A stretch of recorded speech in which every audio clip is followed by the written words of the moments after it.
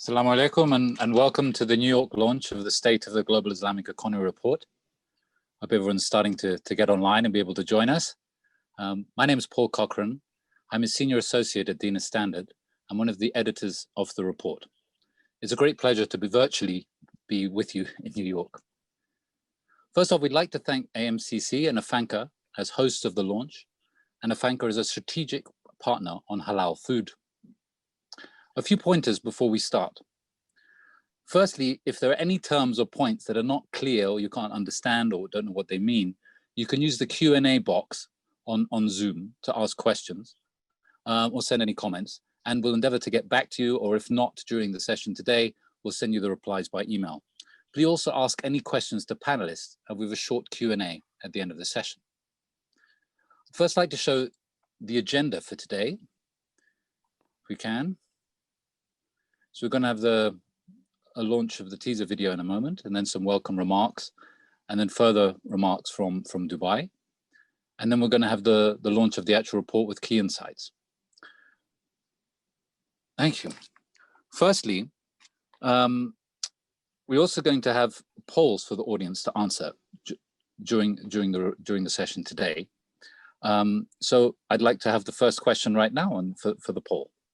The questions are all, there's going to be 3 poll questions throughout, and they're all related to the USA's Islamic economy. So the answers will become evident during the report launch. So obviously just tick which one you think, make a wild guess. Okay. And now we'll have a short video about the launches of the State of the Global Islamic Economy report around the world, which has actually expanded beyond the 11 cities mentioned in the video to cover over 14 different countries.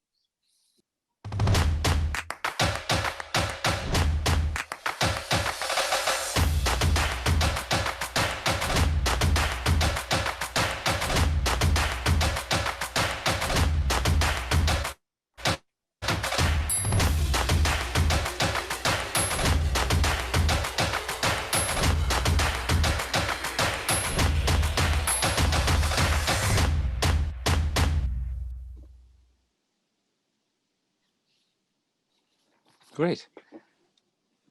And now we're going to have a short welcome video message from Abdullah Al-Awar. He's the CEO of the Dubai Islamic Economy Development Center and one of the partners involved with the report. Assalamu alaikum wa rahmatullahi wa barakatuh. Distinguished ladies and gentlemen, it's our pleasure to launch the State of the Global Islamic Economy Report 2020-2021 in New York. I wanted to thank our hosts, IFANCA and the AMCC, for partnering with us today to launch the State of the Global Islamic Economy report. I believe 2020 has been a very interesting year. It has been a challenging year.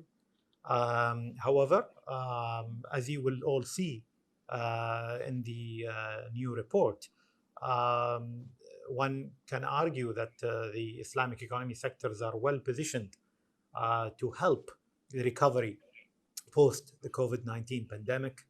I am certain that certain sectors will flourish and will grow quite rapidly after the pandemic. But also at the same time, I'm glad to see that some of the sectors have not actually been that negatively affected by COVID-19. But more importantly, one thing is very clear from the report, which is the fact that the Islamic economy sectors spanning across the Islamic finance, the halal industry, the Islamic lifestyle sectors, can lend themselves towards the development of a sustainable economy, which I believe is important for all of us, and more important now in the post-COVID-19 era than any other time before. So with that being said, I didn't want to take the spotlight, obviously, from the findings. I wanted to again reiterate my thanks to our partners, the AMCC and IFANCA, for hosting the launch today. I wanted to thank our esteemed panelists, which I am sure will discuss the interesting aspects of the Islamic economy sectors and how they can contribute to the development of a sustainable economy. Again, everyone, thank you very much for joining us today in the launch. Thank you. So I'd like to then introduce the moderator for our panel, Sabiha Ansari. She's the co-founder and vice president of the American Muslim Consumer Council, the AMCC. And we also have Asma Ahad. She's the director of Halal Marketing Development at IFANCA, which is the largest halal certification body in the United States. And they work very closely with major American and also international industry leaders such as Abbott, Cargill, and others. Now, we're going to actually go and launch the report. So I'd like to introduce and hand you over to the CEO of Dina Standard, Rafiuddin Siko, and Reem Al-Shafaki to present the SGIE report's findings. Assalamu alaikum. Peace and greetings to everyone.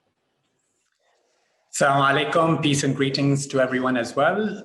We will thank you, Paul, for that introduction. We will begin with a short video that summarizes the key findings that's presented on behalf of our some of our team members that put this together.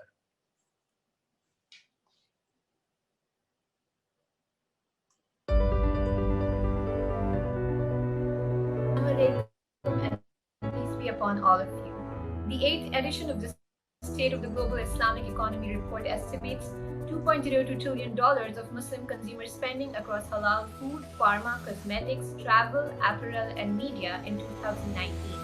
Islamic finance assets, meanwhile, stood at $2.88 trillion.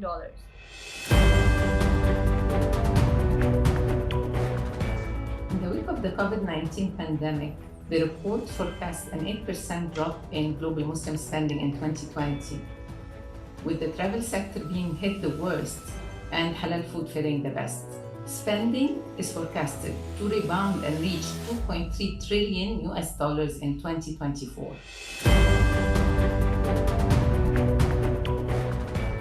The report covers special features on Gen Z views in the Islamic economy, successful women entrepreneurs, and 7 tech case studies accelerating digital transformation in the new normal.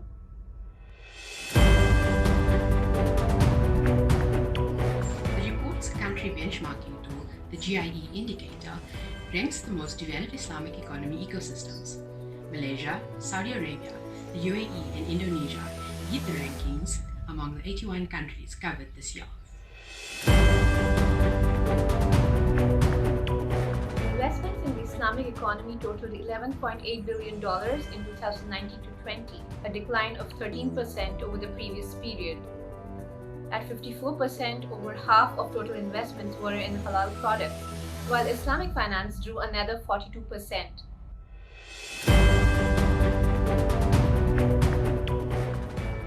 Amidst the pandemic, our analysis shows that the Islamic economy is thriving in uncertainty. The report has identified 33 key signals of opportunities. In the lifestyle sectors, travel, tech, and online entertainment are the key signals. In Islamic finance, while the sector struggles to bring back its double-digit growth days, accelerate digital transformation, and social finance and ESG aspects are driving key opportunities. These key signals include tokenization of sukuk and Islamic social finance. In 2019, the global trade of halal food, pharma, and cosmetics was estimated at $200 billion, and the key opportunities area include food security investments, agri and food tech, and healthy food.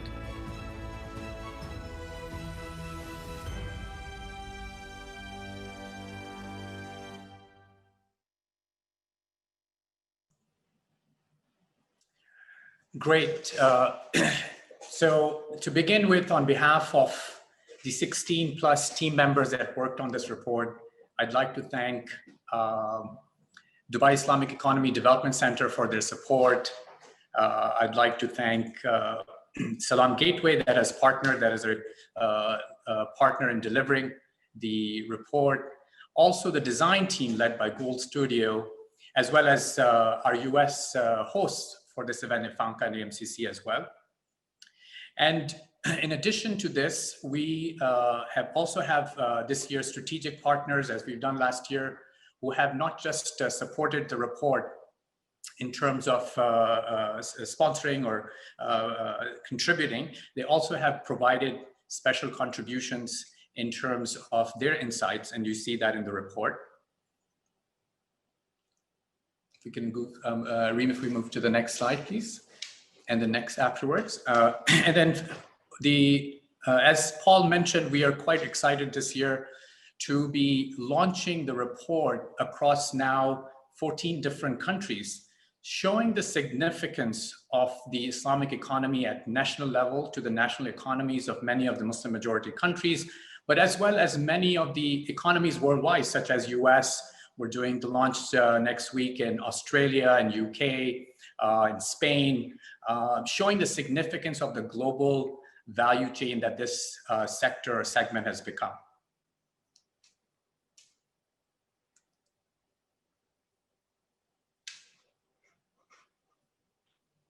Yes, and I'll take on from here. So we'll be going back and forth, Rafi and I, in presenting.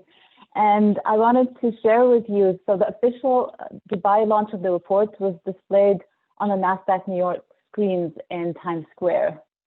And at the same time, last year, we were actually physically at NASDAQ launching last year's report with our partners and with an audience. But actually, the silver lining this year is that we have a much wider audience attending and being able to be part of this launch, and even a global audience joining our US launch of the report. So thank you for being part of it. And I'll start, before we share the findings of the report, I wanted to share our methodology in terms of our credibility in the research and in presenting the findings. So as in our standard, we bring our 12 years of global expertise and leverage our proprietary data on Islamic economy. For this year's report, we've interviewed over 52 industry professionals across the different sectors. For Islamic finance, we've utilized Refinitive's data for Islamic finance. We've referenced and we've come across thousands of stories on different sectors of the global Islamic economy, of which we are covering 450 stories that are referenced in the report. And we're using the databases of multilateral organizations. And as Rafi mentioned, our team is, we have a 60-member team who worked on this year's report. So this is giving you an idea of the methodology. And then in terms of the structure of the report, so we started this year's report with introducing once again, the drivers of the Islamic economy opportunity. And then an important part of this year's report was the COVID-19 impact. It's really front and center of the report, and not just this chapter, but throughout. We realize that it has impacted the different sectors, and we're showcasing that. We have the findings of the Global Islamic Economy Indicator. And this year, for the investments chapter, it's become much more robust, and we'll see we're covering the global investments in the Islamic economy in that chapter. And this year we have special features. We're featuring successful women entrepreneurs in the Islamic economy, and we're featuring the Gen Z perspective. We're hearing from the younger generation in terms of their perspective on this economy. And in terms of the sectors covered, so we're covering the 7 sectors of the Islamic economy, continuing from previous years. And per sector, we're covering development for the last 12 months. We're covering signals of opportunity that we have identified, and then strategic considerations and opportunities by stakeholder, and we're covering technology case studies.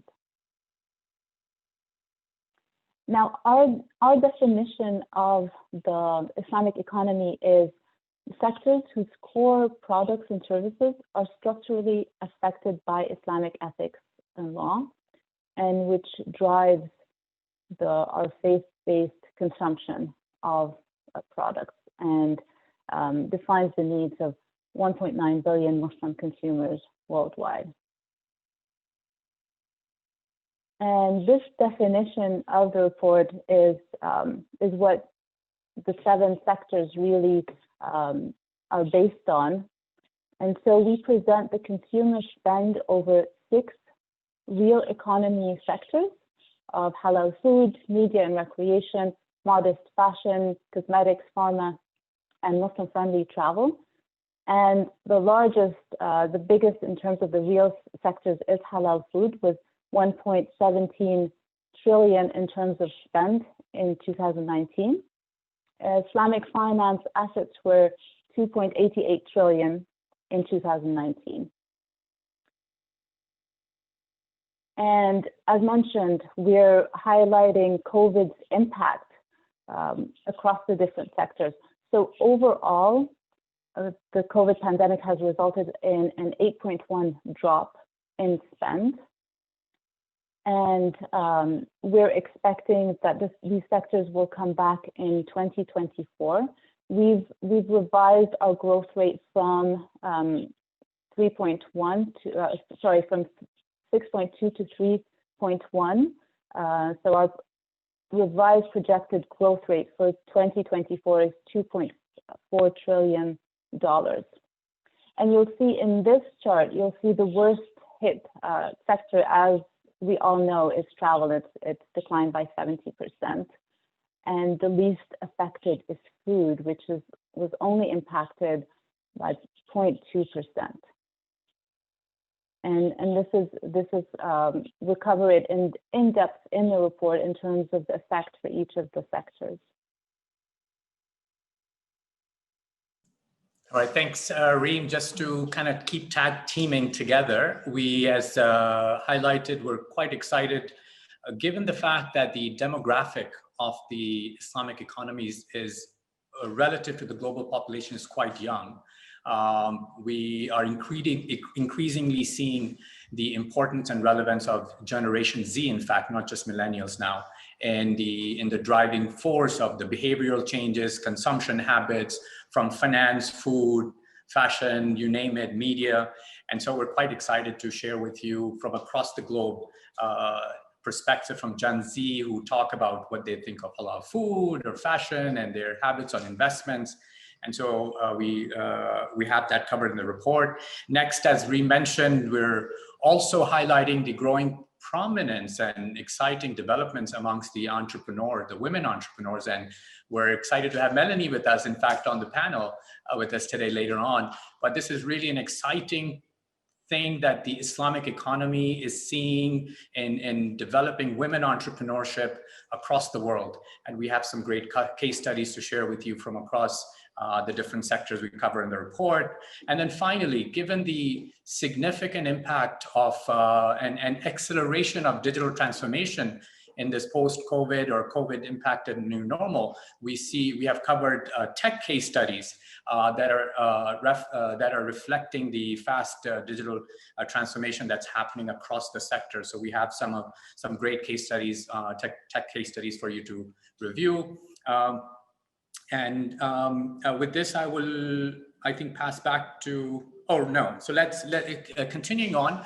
The next thing, which is the, sorry, Reem. The next thing that we have in the report is our country benchmarking tool, which is the GIES indicator, Global Islamic Economy indicator, that ranks 81 countries. So we evaluated 81 countries this year, and the ranking is a composite index of 49 metrics that looks at the 7 sectors and then aggregates it and gives a ranking of countries. As you can see, and first of all, what this ranking implies is it's reflecting the countries that have the most developed ecosystem. They may not necessarily be, as an absolute dollar value, the biggest markets and finance or food, so forth, but the overall ecosystem. And we evaluate 4 key categories. One is the financial performance or ecosystem of the countries. We look at the regulatory environment, we look at awareness and social impact as well. So the 49 metrics across these 4 dimensions, covering the 7 sectors. And finally, importantly, 2 points. One is that the ranking is relative to the size of the country. So a country's relative size factors into the ranking. And that's why you'll see some of the countries that may surprise given the size is small, but if their ecosystem is much stronger, they come up higher. The last key point here is the ranking is also weighted towards the sectors that are more prominent. So this ranking this year, Islamic finance has a weightage of about 56%. And followed by food about 24%. And these weightages have been determined based on the relative size of these sectors. So a performance of a country across these sectors relative to these metrics, we get an aggregate score, and Malaysia has been leading this ranking since we started the report in 2013. This year, Saudi Arabia has come up. As you all know, there's a big push in Saudi Arabia with Vision 2030, a big push on Islamic finance, given the high weightage on Islamic finance. They are now ranked 2. UAE is 3, again, relative to the size. They have a very advanced ecosystem. Indonesia has come up as well this year. So Indonesia has gone up the ranking. Where is US in the ranking? Vis-a-vis the 81 countries, where US as an overall ecosystem is number 50. However, as Reem will later on cover, you'll see, for example, in certain sectors, US is in fact number 1, and we'll get to that. And I know the poll question, I don't know if we will share the answer later on with you, but so if I go to the next slide, after this, the report also highlights the most extensive coverage we've done so far on the investment activity across these seven sectors. And the criteria here, because this is an obvious question we get asked all the time. So these are not necessarily all investments that directly are labeled as halal or Islamic, but these are transactions that are happening in OIC countries or Muslim majority countries related to these sectors. So they all, we feel, have an implication of the halal ecosystem. $11.8 billion in investments. For our friends from private equity, Dr. Amir here and others, very interesting segmentation of majority is M&A activity, followed by VC, and very little private equity. I don't know what that says to the development of the investment.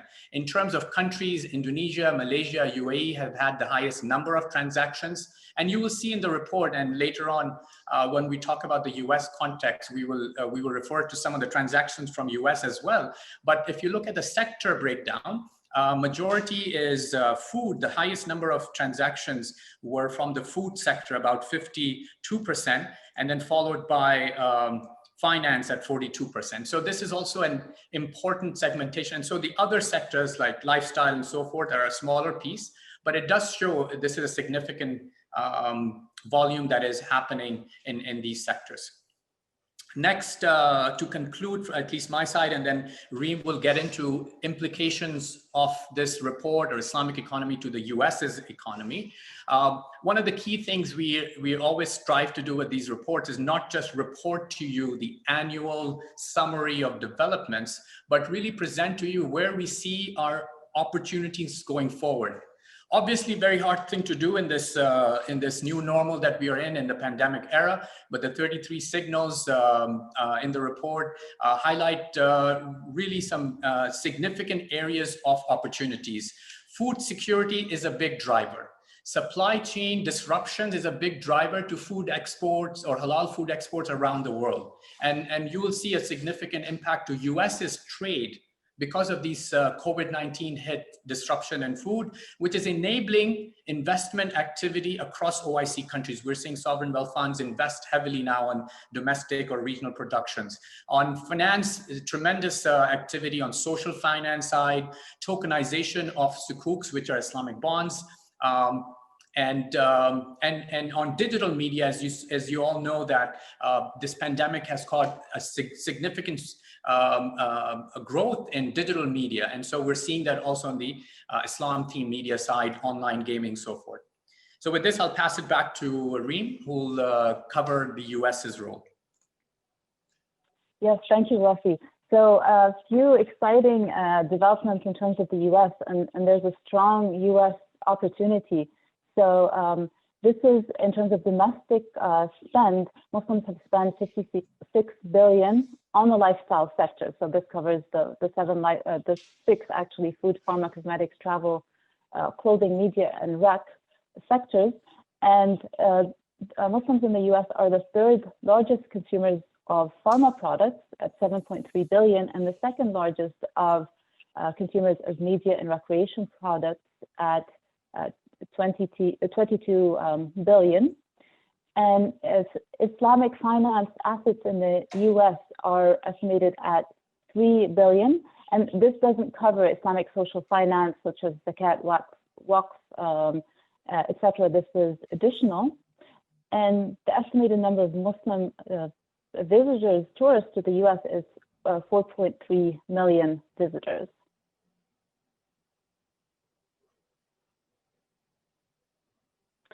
Now, in terms of trade opportunity and export, the US is, I'm not sure how you answered the poll, but the US is actually the top global supplier of halal products to OIC countries, or OIC is the organization of the 57 Muslim majority countries.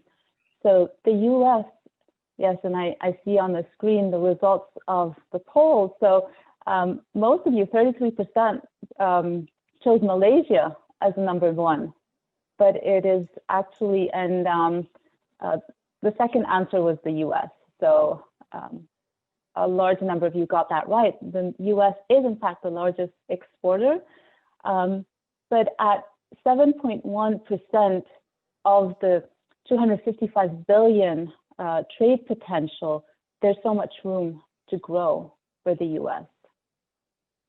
So really, this is a huge opportunity. And I wanted to highlight also that the US is third in terms of export of halal foods to OIC countries at 13.8 billion, and is the fourth in terms of exports of cosmetics to OIC countries at almost 1 billion.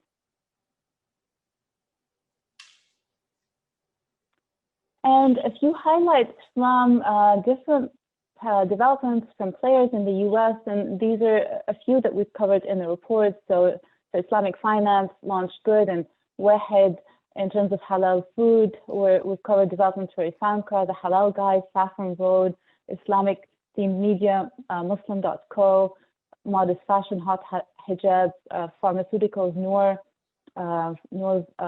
vitamins, and Yaqeen. So these are just some of the developments that are happening in the US that we've covered in the report.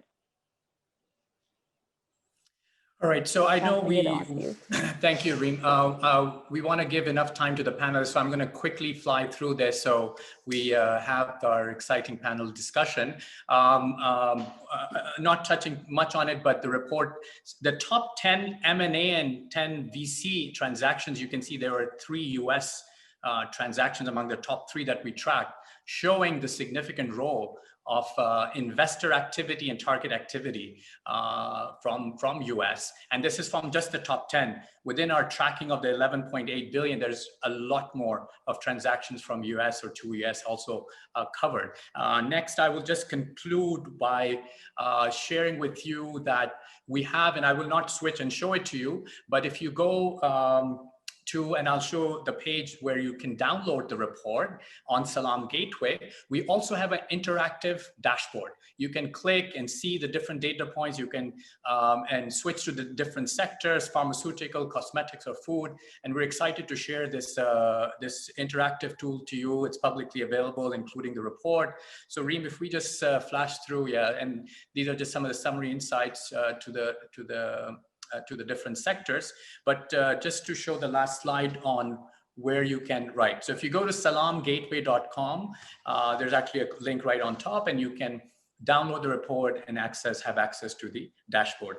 With this, thank you very much, and I'll pass it back to Paul and look forward to the panel discussion. Thank you, Rafi and Reem. I'd like to see whether people have been paying attention or not. So have the second poll question, please. If we can put that up. Everyone should know the answer. It will be an easy one. Well, actually, maybe not so easy necessarily, unless you were really paying attention to the little fine print there. Okay, thank you. And I'd like to have the welcome remarks from Sabiha Ansari of the AMCC. Assalamu alaikum, greetings of peace and good morning from New York. And good afternoon and good evening to those of you in different parts of the world. Thank you for joining us. Our organization, the American Muslim Consumer Consortium, I know it's a mouthful, so we refer to it as AMCC, has been a unique platform for raising awareness of the Muslim consumer market and its rich potential. Since AMCC launched in the last decade, we have come to understand who the Muslim consumer is, what this market comprises of, and who is fulfilling those needs. We have gone from virtually seeing no awareness of halal to halal products available at thousands of mainstream stores across America. We have witnessed the fashion industry awaken to the potential of the modest fashion sector globally. Islamic finance companies share that they have a growing number of non-Muslim clientele. And let's not forget the emergence of young creative entrepreneurs creating unique products. AMCC and Dinar Standard as partners have been at the forefront of driving this conversation and agenda forward. Last year at our 10-year mark, we held a roundtable of key industry leaders and practitioners from our network. The roundtable was themed Muslim Entrepreneurs for Social Good. It was our contribution to once again, to set an agenda, to aim for a higher standard in all aspects, and to shift the conversation as Muslims from what we need to what we can offer. And as you will hear from our esteemed panelists a short while later, they are already setting a prime example. AMCC is honored to be co-hosting the State of the Global Islamic Economy report for 2 years in a row. And I'd really like to thank Dinar Standard for giving us this opportunity. Thank you. Thank you. And now I'd like the welcome remarks from Asma Hat of IFANCA, please. Thank you, Paul. Good morning, everybody. Thank you, Dinar Standard, for hosting us here today. We're excited. The Islamic Food and Nutrition Council of America, also known as IFANCA, is a proud strategic partner for 2021 for the Islamic Economy Report. This report plays a critical role in laying out and dimensionalizing the impact of the halal economy in the global landscape. And it also lays out the challenges and opportunities associated with this space. And this is important because it's become a go-to resources for many of our clients and key stakeholders in the sector. Even in these challenging times, the food, pharma, and cosmetic sector is a backbone of the halal economy and has driven growth. In 2019, the United States exported over $12.8 billion in halal food to Muslim majority countries. That was the third largest exporter of food across all the different countries. And during this pandemic, work at IFANCA did not cease or slow down in any way, shape, or form. It's actually, in contracts, we've seen a growth in requests for halal certification. And this growth was driven by better for you and health and wellness products. Our industry leaders, such as Nutrilite, Cargill, Saffron Road, Organic Valley, rely on our certification to meet the needs of their consumers. We not only provide certification, but we also lead with thought leadership. We've guided the industry through the use of, with regards to the use of alcohol in flavors, the traceability of gelatin and GMOs, and much more. Looking to the future, we're working with Islamic scholars on driving key decisions on the use of CBDs and clean meat and more. In addition to certification and thought leadership, we're very passionate about working in the food security and nutrition equity space. We're working with world-class organizations such as UNICEF, American Academy of Dietetics and Nutrition, and the Chicago Council on Global Affairs to address head-on the needs of Muslim consumers and develop and emerging markets. We've been in this space for over 40 years, and it's been an amazing journey here.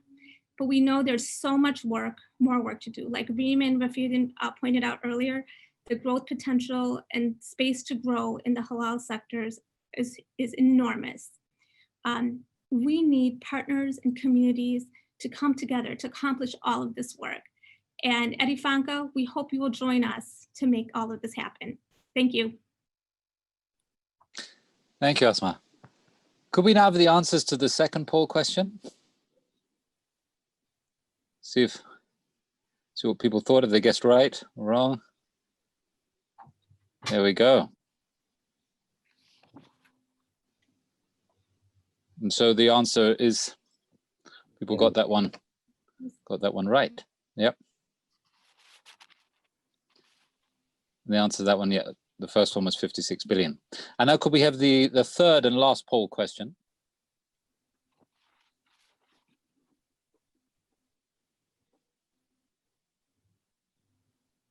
What is the projected impact of COVID-19 in 2020 on the growth of the halal economy sectors?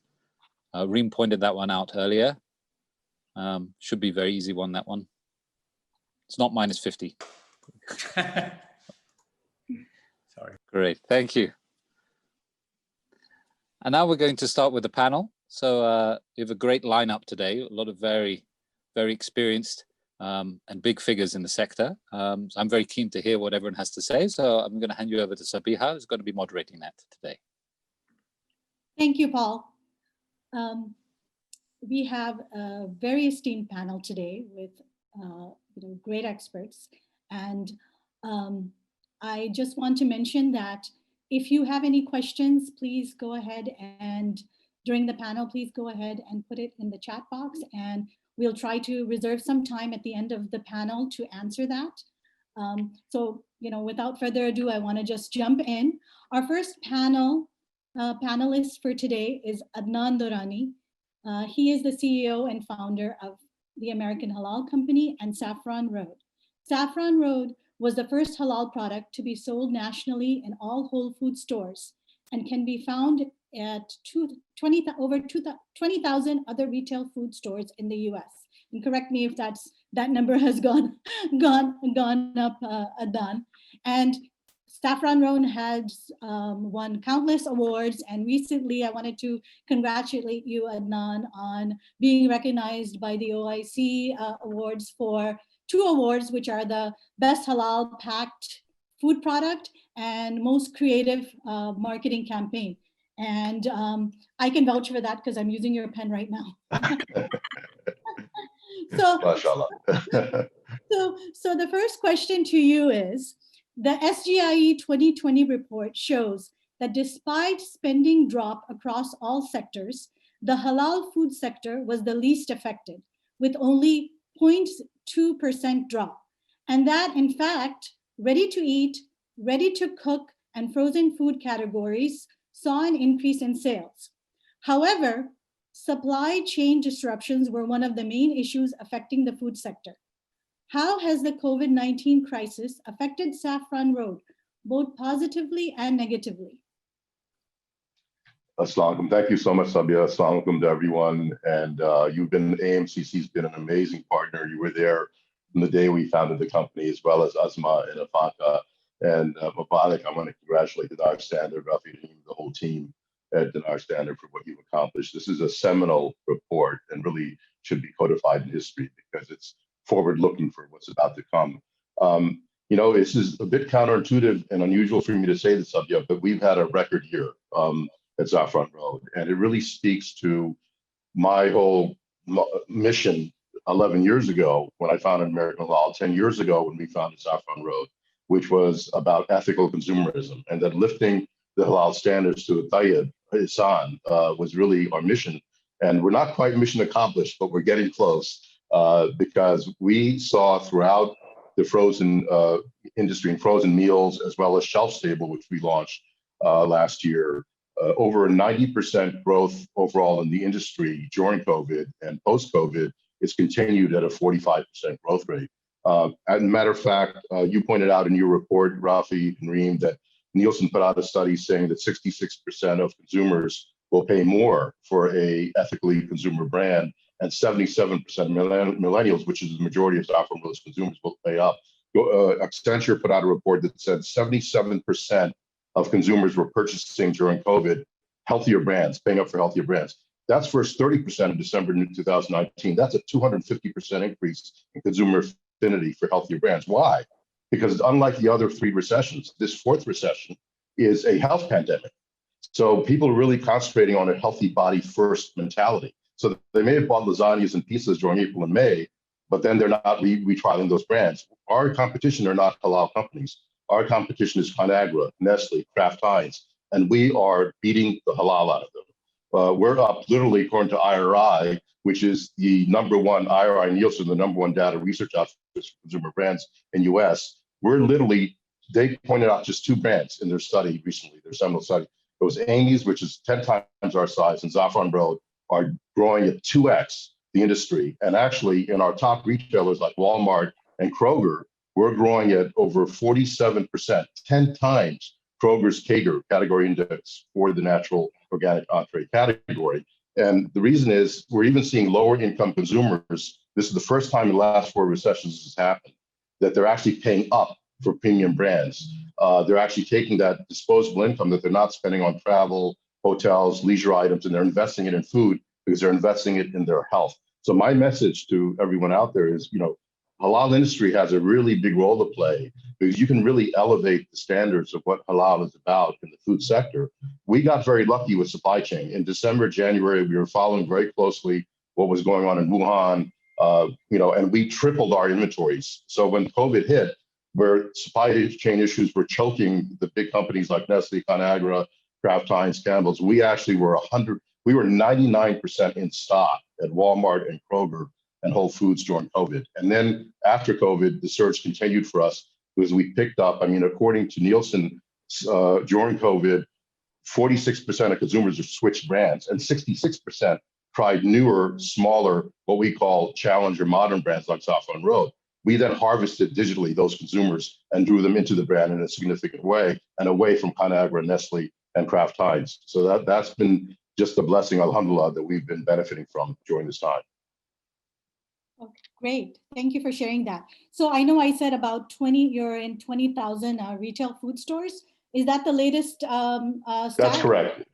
That's correct. We might be 1,000 or 2 more now with Target and Walmart and Sam's, but that's about the right range. Okay, great, wonderful. So we're going to jump to Asma Ahad. She's the director of Halal Market Development at IFANCA. She just gave her opening speech.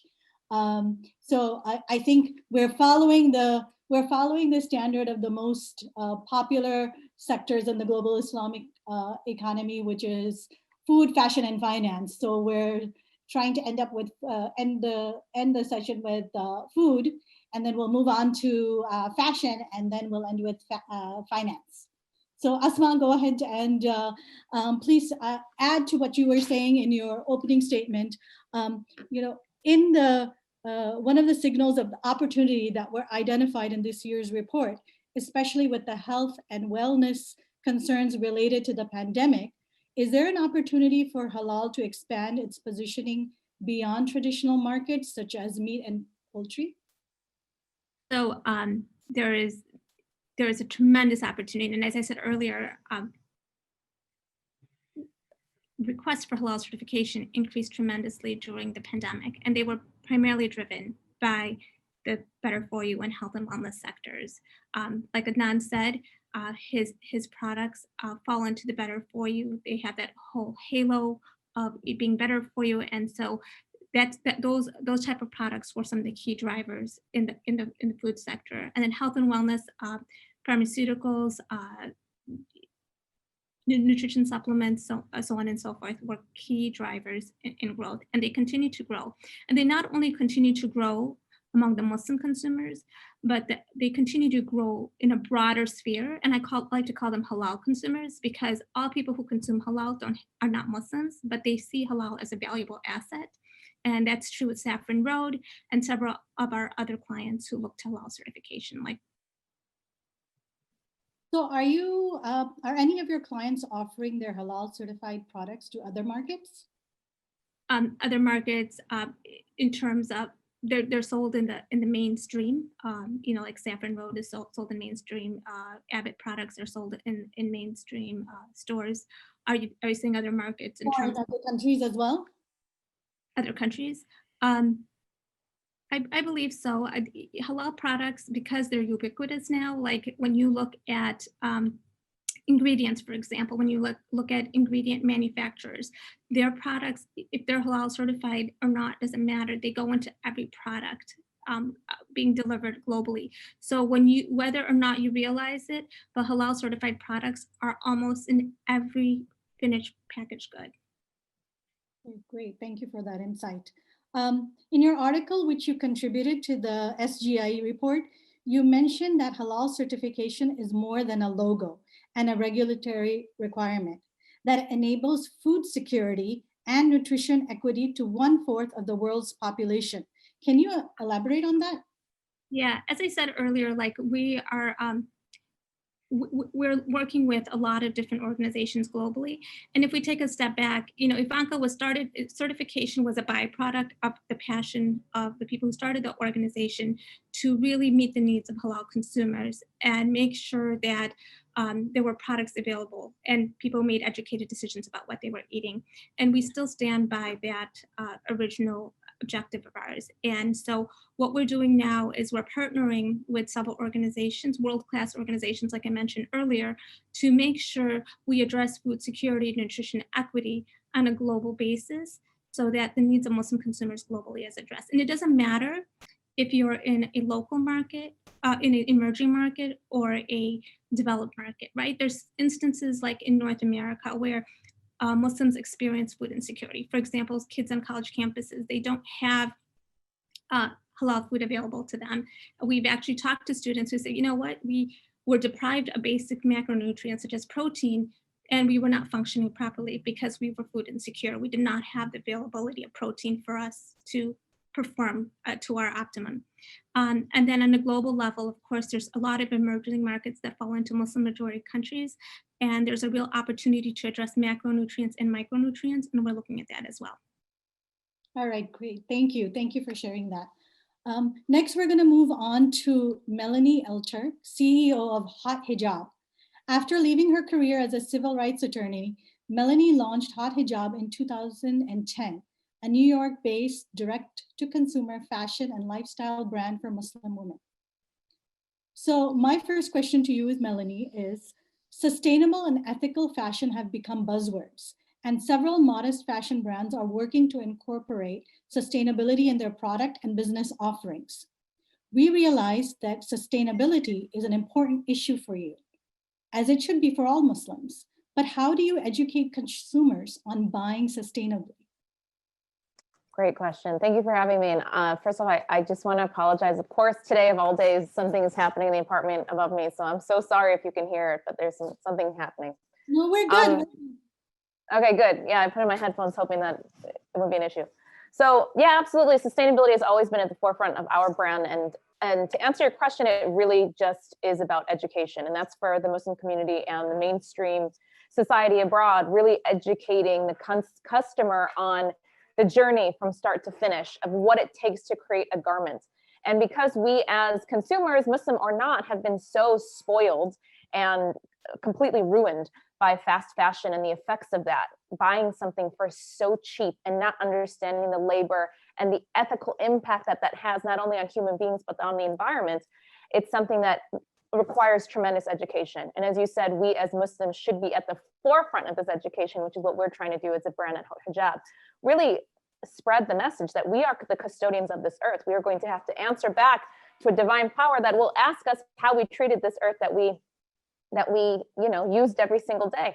And so as at the helm of this brand, it's something that is very important to us because of the impact that we're making, of course, creating products. So how can we close that loop, create products from existing materials rather than creating materials from new materials or whatever the new textile is. For example, our sports hijab is made out of used coffee grounds. So how can we incorporate sustainability into everything that we're doing? But I think transparency is the key, letting people know at every step of the supply chain what goes into creating a garment so that they understand the cost that goes in, the human toll, and everything, you know, surrounding that needs to be done in order to have an ethical, sustainable product. Yeah, I absolutely agree with that. And that's why we had held our roundtable last year, you know, to kind of, you know, set the agenda for the next 5 to 10 years on how, and you and Adnan and Amer and Asma, you're all doing an amazing job on taking it to the next level as Muslims, you know, the responsibility that we hold.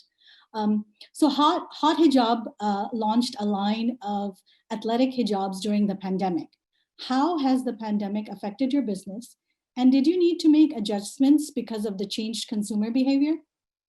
You know, in March when everything hit and we saw sales taking an absolute nosedive, as did every retail company, we quickly pivoted all of our projections for our launches over the course of 2020, which included the athletics. What we didn't realize was sales were actually going to skyrocket, which we did not anticipate whatsoever. So March, we had one of our worst months on record. And then we went on in April to do 88% better than the month before. And then we did about 30% better than the month before that in May. So we had 2 back-to-back record months in April and May right after the pandemic hit. Of course, Ramadan aligned with that, which is our high season, of course. However, what we realized was that we really do have a crucial product that women deem as absolutely vital and necessary. Of course, our price point helps. Our average order value is about $65, and average hijab is $20. So it's almost the whole phenomenon of in a depression, you see lipstick sales go up because it's the small luxury that women can afford to kind of boost whatever it is they're not getting, whether it's travel or other lifestyle, you know, items. So when we cut our inventory projections for the rest of the year, and it actually ended up handicapping us because by September, when we did launch our sports hijab, we sold out much quicker than we should have and actually lost sales as a result. So we acted hastily or we acted fast with the facts that we had at the time, knowing, not knowing really what was going to happen with the pandemic. And, you know, we did the best with what we had, but it turned out that we didn't need to do that at all. So thankfully everything is back in stock, and it took a couple months, but we certainly are very grateful that the pandemic did not affect us in a way that we thought it would, which is in line with the findings of this report. So happy that we could contribute. Okay, wonderful. Yeah, I think with COVID-19, there was a learning graph for many, many different entrepreneurs and businesses there. Now we're going to go to finance, and Amir Rahman is an equity investor in Islamic economy companies. He serves on the board of Fajr Capital Advisors and is the co-founder of Fajr Capital Group. He is also a board member of Dinar Standard and AMCC. So welcome, Amir. The first question I'm going to pose to you is, how can the SGIE report be a resource for institutional investors in building the investment ecosystem for Islamic economy companies?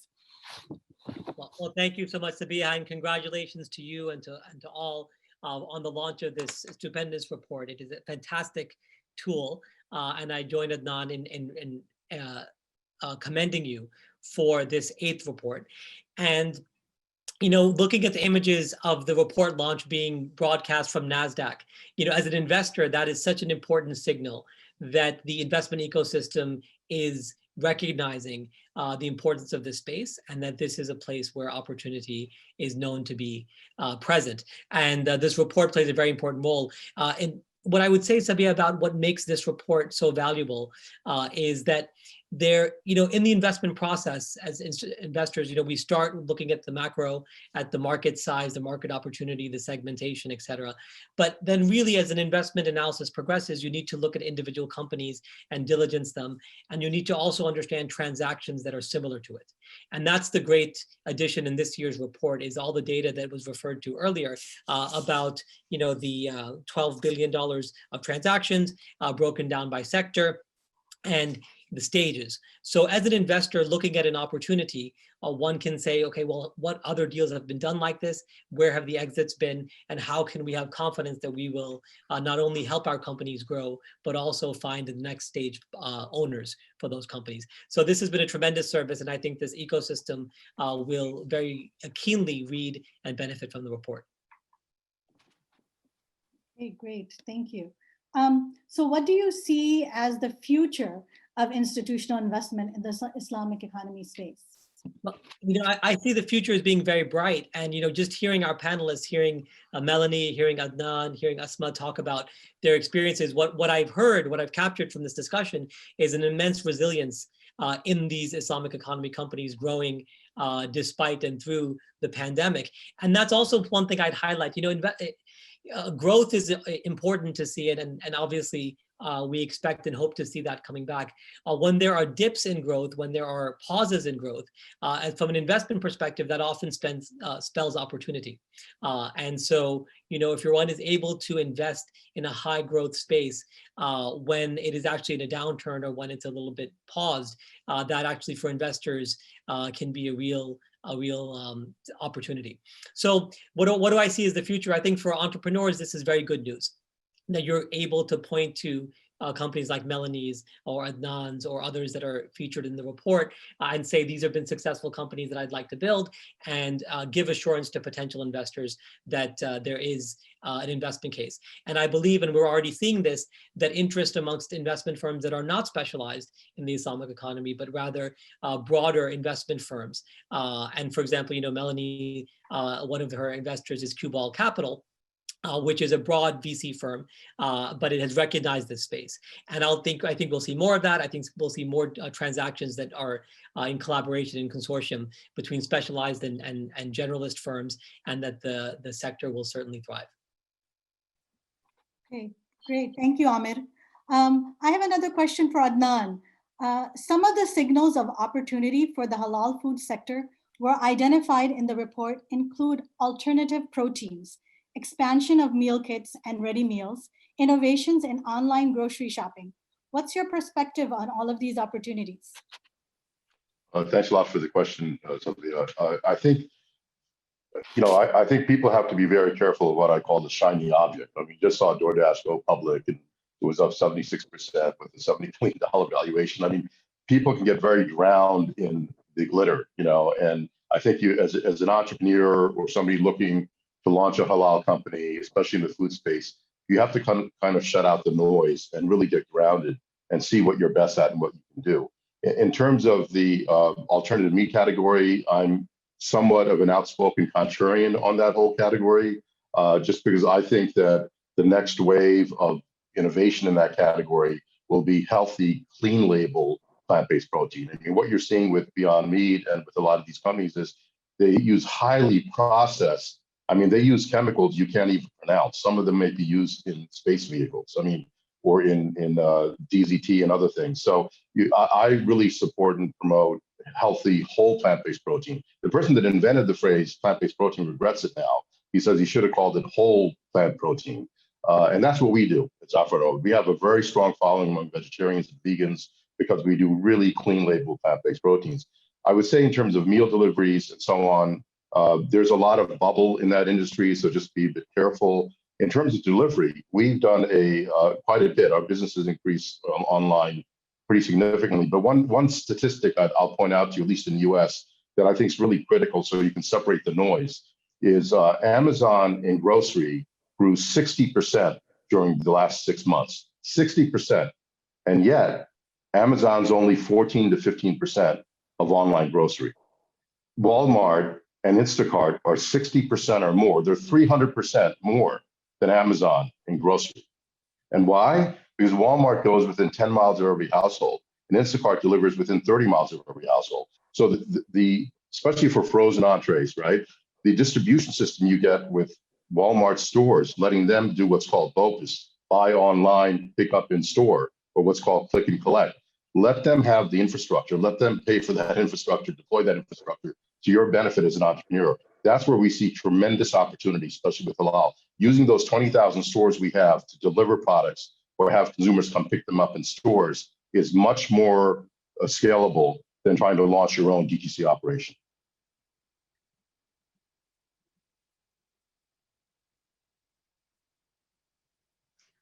I'm sorry, I can't hear you. Are you on mute, Sylvia? Yeah. All right, thank you, Adnan, for giving us that insight.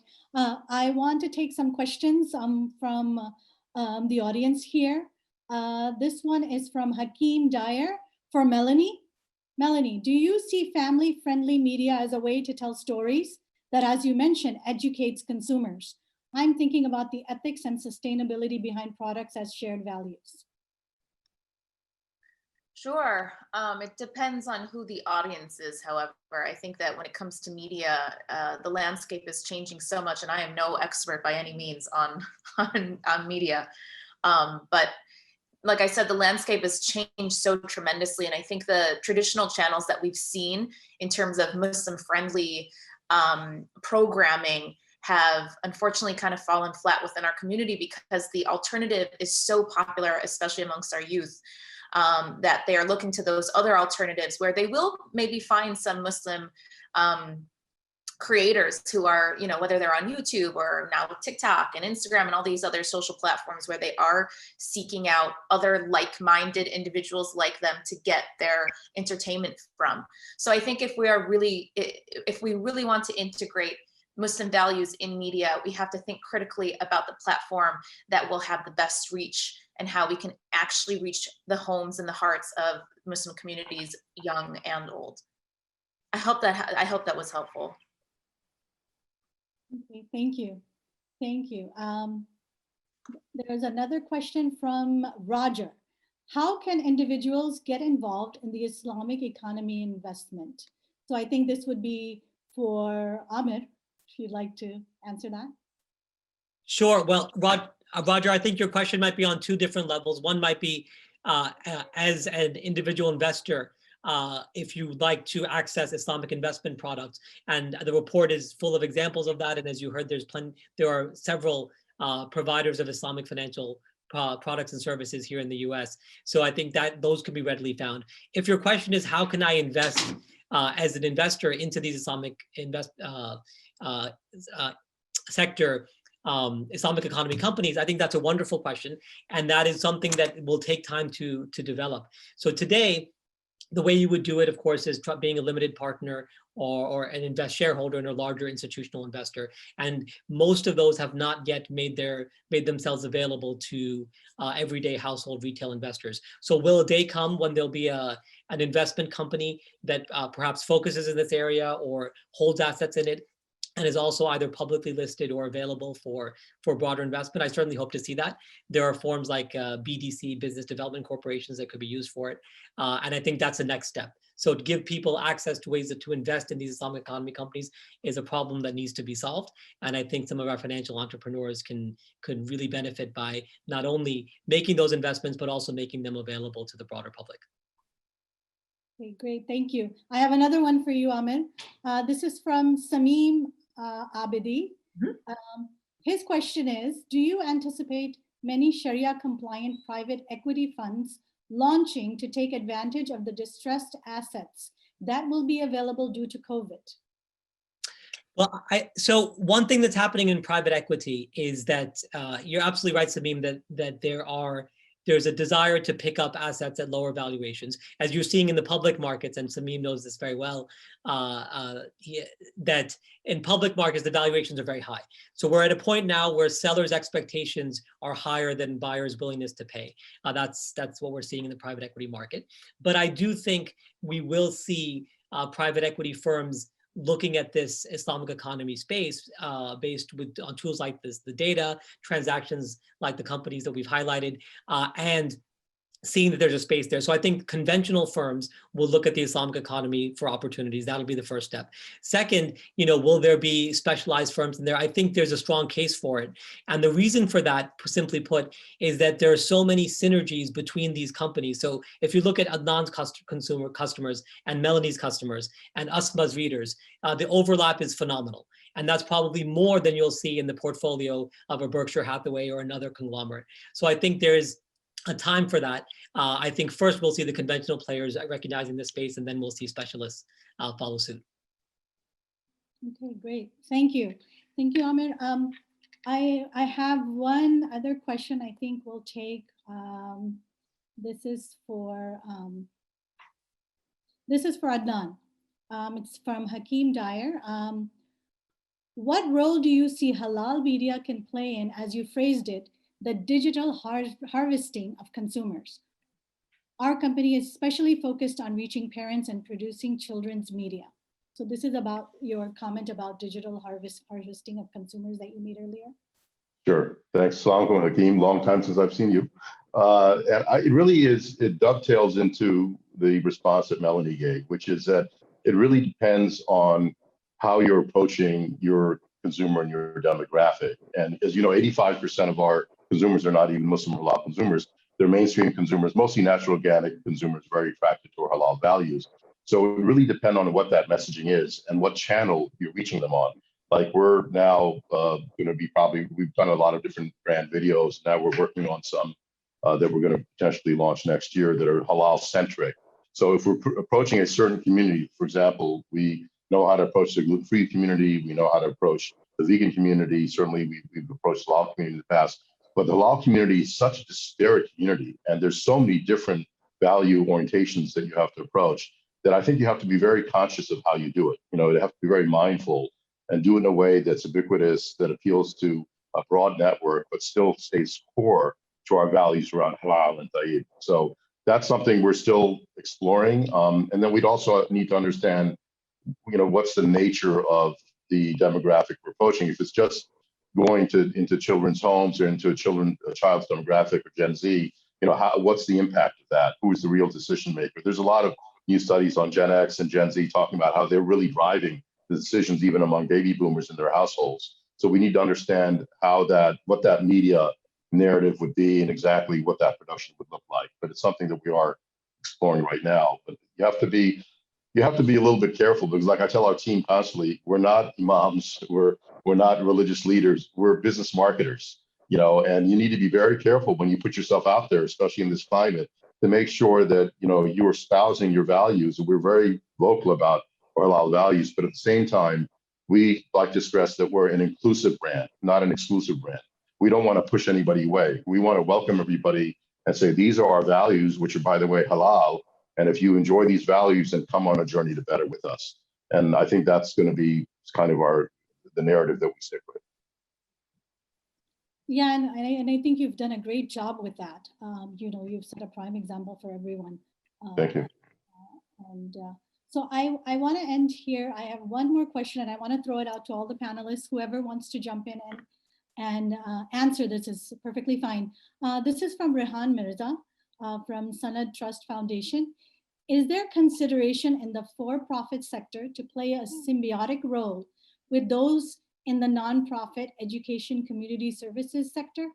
If so, if there is a coordinated investment philanthropic strategy we can develop or put in place that can strengthen and cultivate the next generation of halal tayyib centric consumers. So it's a little bit long-winded, but I think if anyone has any thoughts on that, you know, please go ahead and feel free to share. I'd like to jump in here. You know, IFANCA, we as an organization, we've been here for a while, and one of the things we do is we really do support a lot of community organizations. And one of the things that we're working on proactively is starting to educate kids at the elementary school level with regards to what's halal and what's not. We're in the process of working with the Islamic school system to really educate, you know, halal is more than meat and poultry. It's the ingredients, it's your lifestyle, and it's related to health and wellness and better for you products that are out there as well. So that is something that we are looking into, and we're always looking for partners and people who have great ideas. Thank you. I think that's great that you're in the schools and teaching the kids young. I think that's wonderful. I think you know, we've had a great discussion, and I think we're running out of time, and we need to do a quick closing with all the information that we have for you. So I'm going to hand it over to Paul. I just wanted to thank all the panelists. You know, thank you for joining us today, and we really appreciated having you. So thank you. All right, Paul, over to you. Thank you, and thank you to everybody. That was really interesting, and fascinating also that it totally backed up a lot of the findings of the SGIE report, that things were very challenging early in the year, and for many in the sector, actually, it's not been as doom and gloom as might be expected. And with that, I'll give the answer to the third question, which was how much has the overall sector gone down, and it's -8%, which, considering everything that's happened all over the world, that is actually not so bad. And it's great to see that 58% of you were paying attention and got the right answer. Great, thank you. And I'd like to sort of point out that there were 153 participants today, which is a great number. There were lots of questions asked. There's still being some, I'm seeing, still coming through now. We will endeavor to get those answered, be it by participants or from someone within DINAR standard, and get back to you on those points. Some of them are quite specific as well. That also sort of shows the range of questions and topics. I mean, we could have talked for a lot longer, I'm sure, and everybody could. I wanted to jump in at some points on some of the things too. So I'd like to thank everybody for participating, and to all the speakers on the panel, and the launch partners, AMCC and IFANCA. And I'd like to remind everyone to download a copy of the report if they've not done so already. And that's on the Salam Gateway website. And also remind everyone to check out the salamgateway.com for the latest news and insights about the Islamic economy, not just within the US. This is a global website and covering developments everywhere. And if you're in the sector, reach out to us and tell us your news and what's happening as well, as there's a lot to report and say about the sector and what's happening. And as we look forward to a year ahead and dealing with it with the new normal. Thank you very much, everybody. Thank you. Thank you. Thank you, everyone. Assalamu alaikum. Assalamu alaikum. Take care, everyone. Thank you, Rafidin and Reem. This was amazing. Yes, thank you so much. Yeah.